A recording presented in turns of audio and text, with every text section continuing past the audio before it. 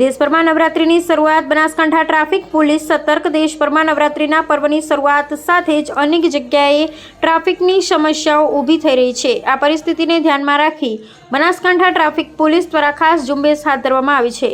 Traffic અવરોધ ન સર્જાય તે હેતુસર રસ્તા પર ગેરકાયદેસર પાર્ક કરાયેલા વાહનો સામે કાર્યવાહી કરવામાં આવી રહી છે.